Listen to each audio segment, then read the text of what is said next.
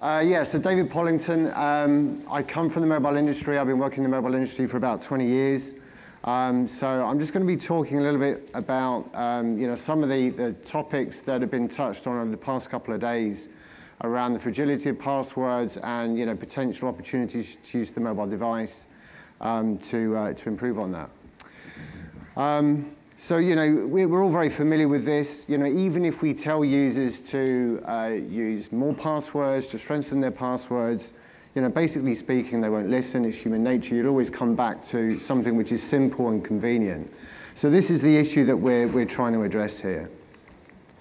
And just to put this in terms of why this is really such an issue, with all the data breaches that have been happening over the past kind of 12 months, the point is once these attackers get hold of these password vaults, they can then just use computing power to really crack these passwords, and they can do it very, very easily and very, very quickly. So they don't have to guess passwords, they don't have to use social engineering.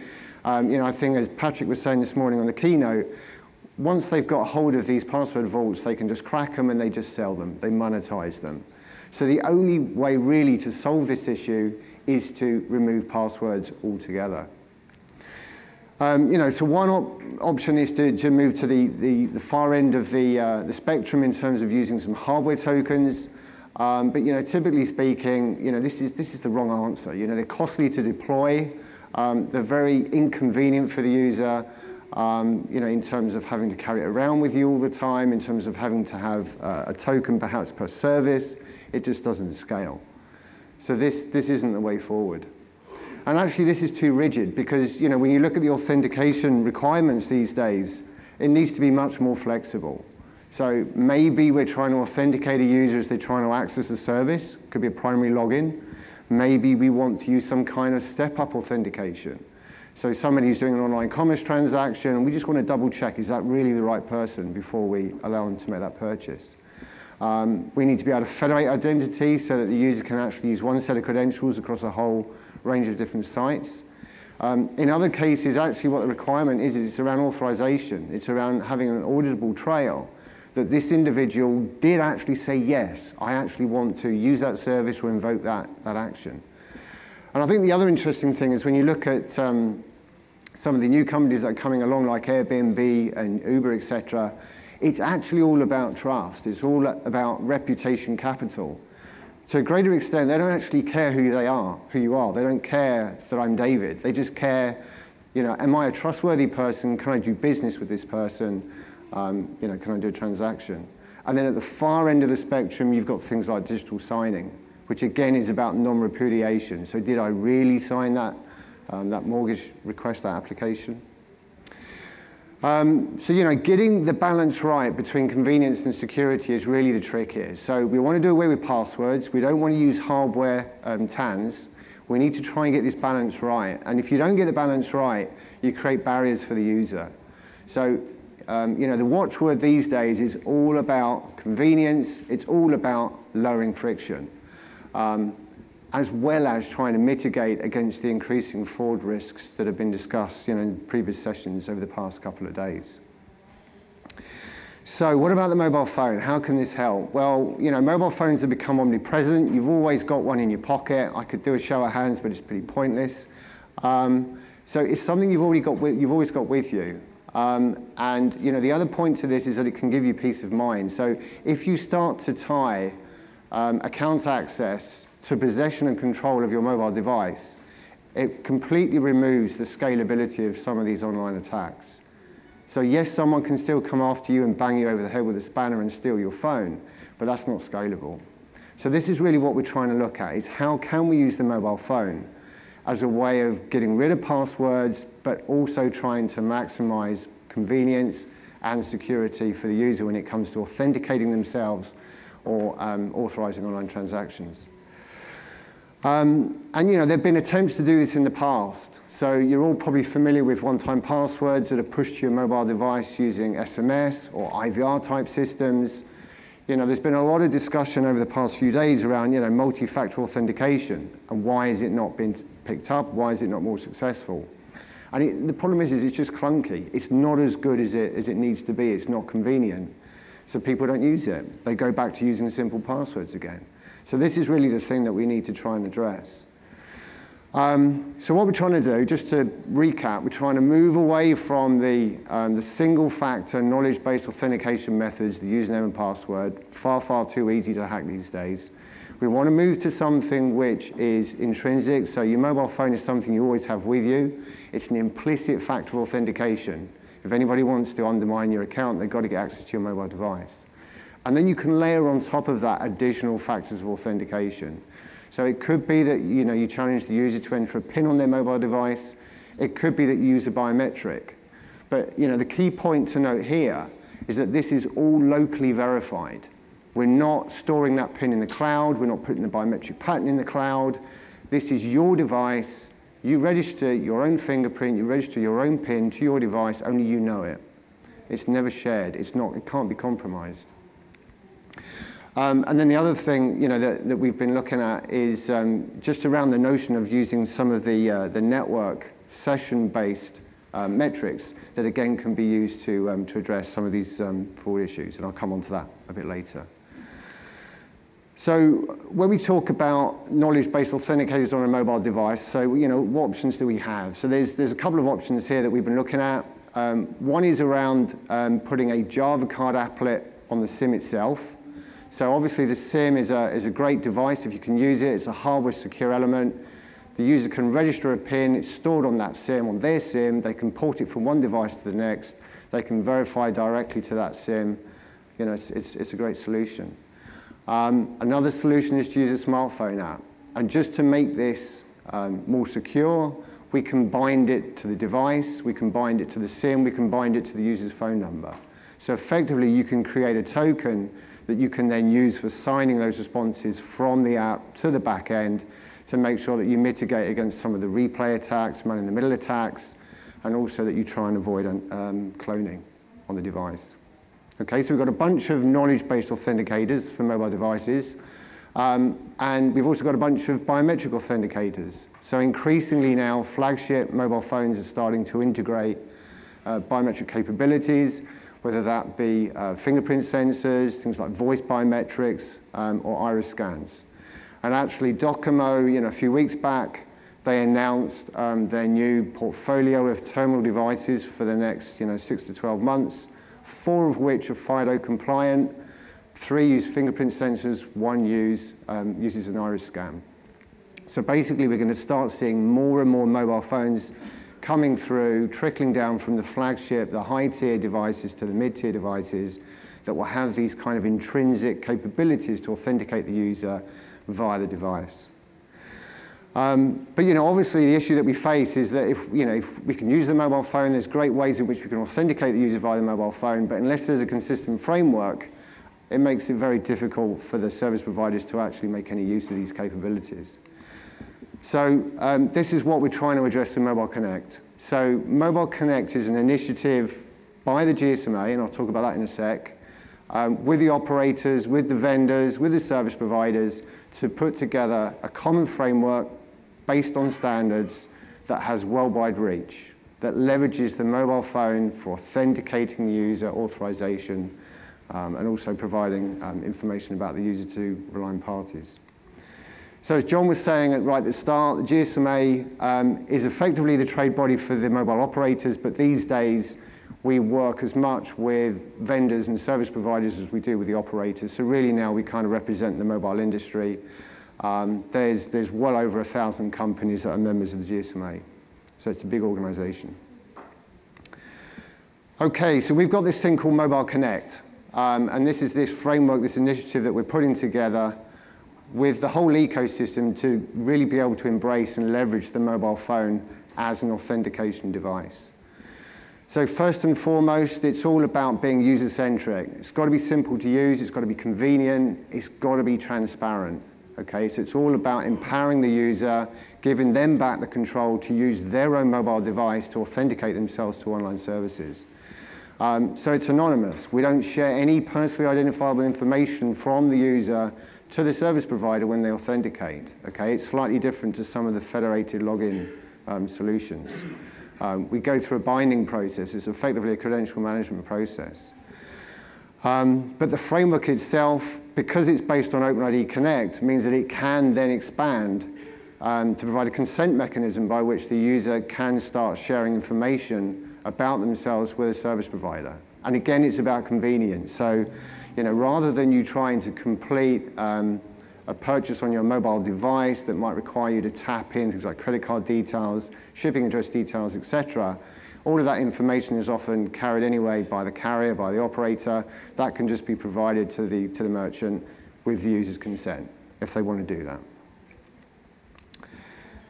So just in terms of the high-level architecture, there's a few points here, just to bring out. So first and foremost, this isn't a mobile-only proposition. This is about decoupling what we call the consumption device from the mobile phone as an authentication device, okay?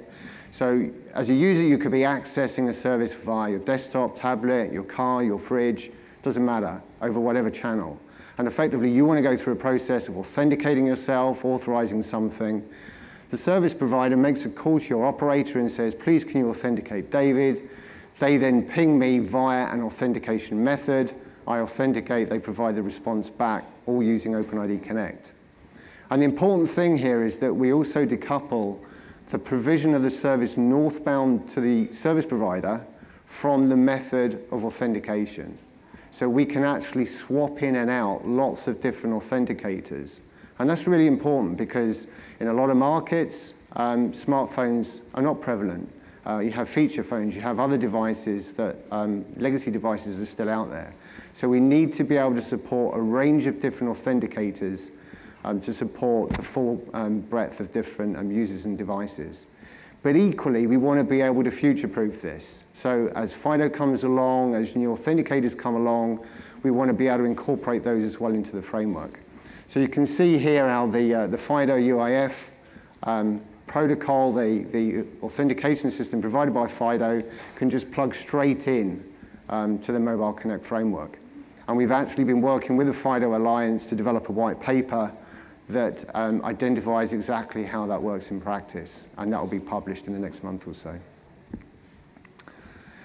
Okay, so where are we in terms of engagement? So you can see here from the map that we're lighting up pretty much worldwide. So we've got a number of markets that are already launched, especially in places like Asia. We've got a number of markets that are coming on stream in the next kind of 6 to 12 months. So places like India, China, fully engaged, Canada, lots of Europe. So really we see this over the next 12 months really ramping up in terms of the number of operators that are deploying the framework and the ability for service providers to be able to leverage these capabilities. So in the US itself, we've been working with the US government. We've got an NSTIC project, a funded project from the US government to actually explore this capability with the 4 leading operators in the US, so Sprint, Verizon, AT&T, T-Mobile. And that's really, again, looking at what is the impact of using a mobile device for US citizens to be able to access either US government services or private sector services. How does it work in practice? What are the relative trade-offs of the different authenticator mechanisms that you can have on a mobile device? And that project's running for a couple of years. We're about halfway through. Okay, so that's all I've got to talk about. So we have plenty of time for questions before the coffee. Yeah, at the back, yeah. I was wondering about there's a project going on in the GSMA on Mobile Connect or something similar, and also a separate project in the OpenID Foundation. And I was wondering about the relationship between the two. One is public and the other one isn't. No, okay, so effectively what happened is we started on this journey about 12 months ago, and we created a profile of the OpenID Connect standard that basically just provided some guidance to operators deploying Mobile Connect in terms of where there are options within the spec, and we were just going to mandate it so that we had consistency in implementation.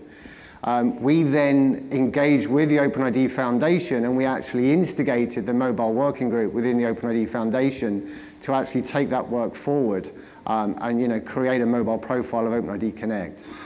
So those two activities are completely aligned, we work with John and lots of the other OIDF members to actually create that profile. So it's one and the same thing.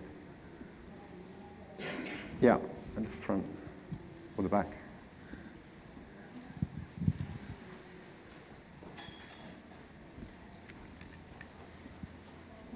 Thanks. So just a follow-up, similar question, but more refined. So does that mean that when someone says, where's the Mobile Connect spec, the answer would be, it's in the mobile working group in the OpenID Foundation, go look at it? Or is there something else that's, quote, the mobile ID spec? So I started getting these questions like this week. Sure, okay. So you can see that we've got a developer portal that's just been set up and running fairly recently. So we've still got some way to go in terms of populating it with content.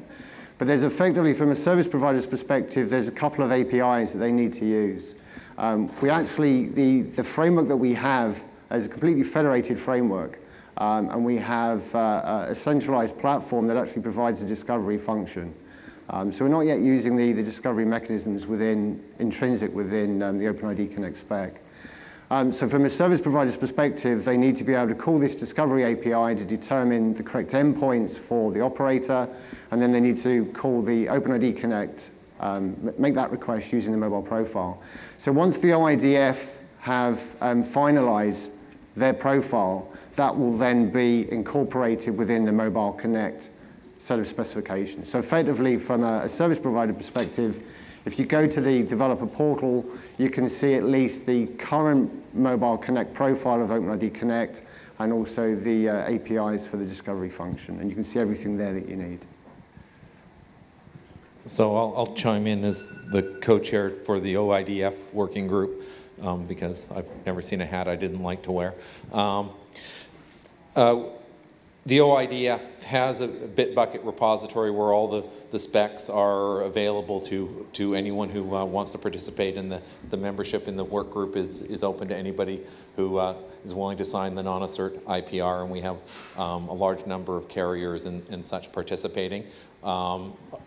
A lot of the carriers both participate in the internal GSMA working group, where you have to be a GSMA member, and participate in our OIDF working group. And we're attempting to bring the various pieces together. The standard that comes out of the OpenID Foundation will be deployable by any mobile operator and not just GSMA members. There will be potentially instances of the services that are defined which will be unique to GSMA members, but the goal is that anybody, even if you weren't a mobile carrier, could implement the same dynamic registration discovery service so that a relying party doesn't have to keep doing slightly different versions of connecting to IDPs thousands and thousands of times around the world. Sure. Question there, John.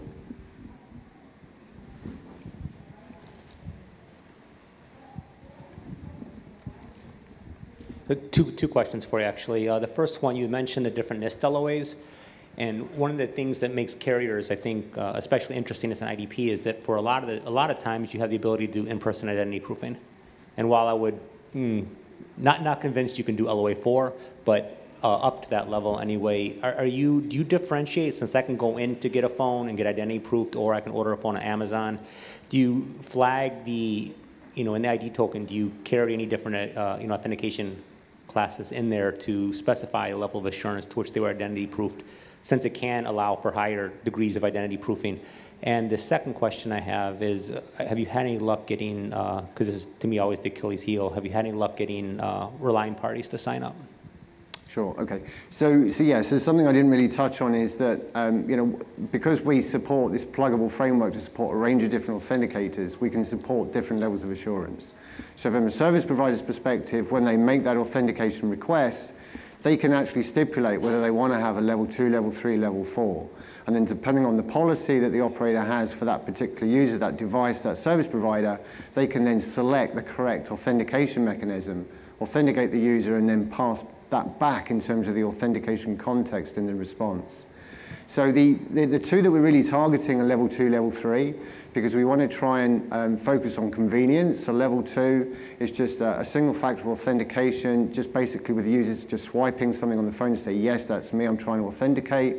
Level 3 is then just layering on top a PIN or a biometric.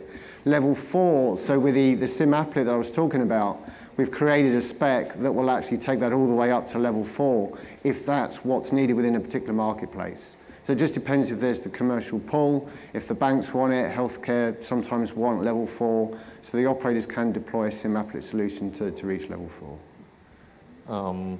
Well, I'll chime in from the working group. We've had a large number of discussions about this. It's not as easy as it might seem on the surface, because for carriers, the person that has the phone isn't necessarily the person whose name is on the contract, et cetera, with family plans. So you have service accounts who has the phone, et cetera. So we don't want to overpromise around identity proofing. So likely, as we work through the standards for what the authentication contexts are, we can say more about what is the strength of the primary credential, not necessarily who, in the qualified digital signature sense, who is that person. So we may need to express two different dimensions. One, how strong is that credential, which might be used by a bank just as a second factor, rather than as to replace an SMS PIN verification. So we want to be able to express what is the strength of that primary credential, and perhaps in a separate dimension, how does the carrier know enough about the person to actually be able to do a qualified digital signature? Could I identify this person for legal purposes in a court of law if the relying party says that they committed a crime? So getting to that useful level of, so when David talks about LOA 2 and LOA 3, those in NIST and ISO 29115 also involve knowing who the person is from a legal context. So it's easy to meet the primary authentication. Is it the same person? Is it the same person to some level? But getting into the who is it in identifying a single person out of the population of people for legal purposes is something that some carriers are going to be interested in. May take a while to actually take off, because that's in general a hard identity problem that not everyone has solved. I don't know that Mobile Connect is necessarily going to be the first people that actually do interoperable level 3, level 4 identity proofing. Yeah, it's a very interesting discussion. So, I mean, in Europe at the moment, there's an initiative called IDAS, which is being sponsored by the European Union, and that is looking to provide this cross-national identity, I guess, authentication solution.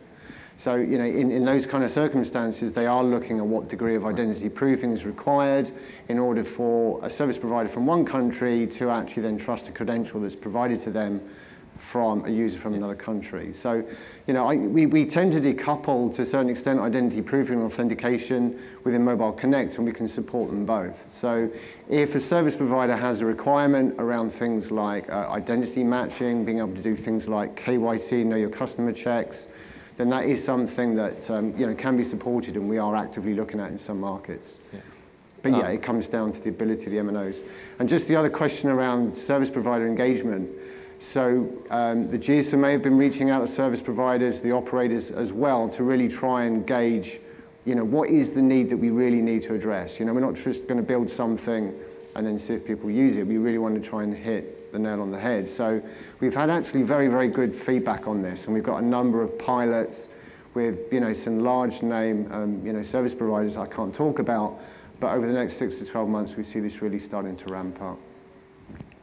Yeah, there's been a lot of effort by the operators, and it seems to kind of go by country en masse. So in various countries, the operators have kind of got together and said, look, having critical mass for this kind of service, if we all roll it out at the same time, we're going to get much better traction. That it will be confusing to people if some mobiles have this service and others don't. So we're seeing in a lot of cases sort of whole country rollouts and pilots across multiple operators.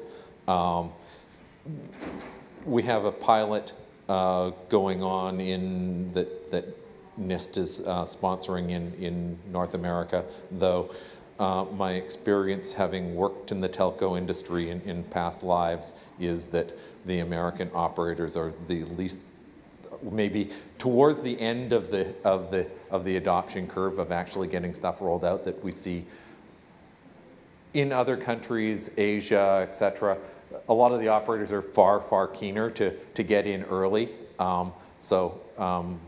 Malaysia, Sri Lanka, some of the Middle East, et cetera, Africa, there is a lot of interest where they don't necessarily have existing infrastructure that needs to be replaced. So this is seen as a big opportunity. One of the other features didn't touch on, but Telefonica in Spain has been pushing a fair amount on, and we're trying to think about is real-time authorization. So we keep talking about step-up authentication, but once you have a second channel that you can actually gather consents in without taking the user out of the primary flow. So imagine if rather than a bank, when you go to do a transaction, saying, oh no, you have to do a step up and take out your bingo card and enter in the PIN. If they can push a message through Mobile Connect to your mobile device where it comes up and say, do you really want to transfer 10 million euros to this account in the Cayman Islands?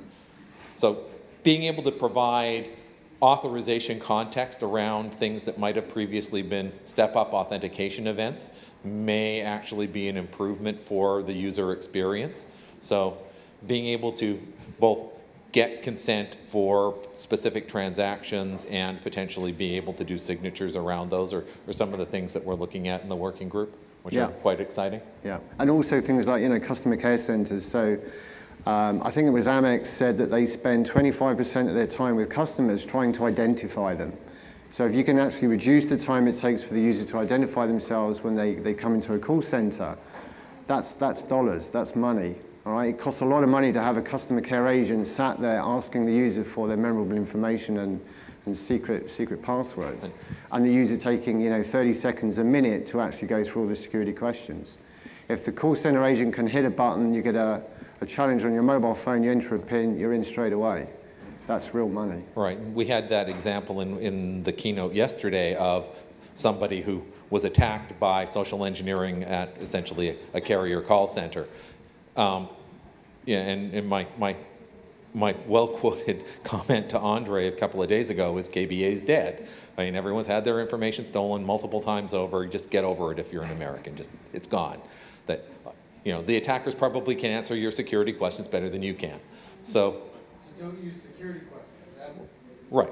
The KBA is just going to get us deeper and deeper into the hole. We have to start looking at how we use strong auth, et cetera, so when you call in the call center, being able to push an authorization event to the user's mobile device, et cetera, is a much more secure way than having yet more KBA questions that can be socially engineered. So we have to at least explore some of these alternative things. And one of the nice things about Mobile Connect is that it's not necessarily tied to authenticating from the mobile device.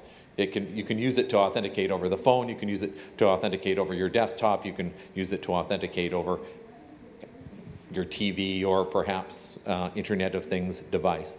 Yeah. So there's a lot of interesting things that we'll be able to do with it. Okay. Any other questions? No? Done? Okay. Okay. Thanks very much, guys.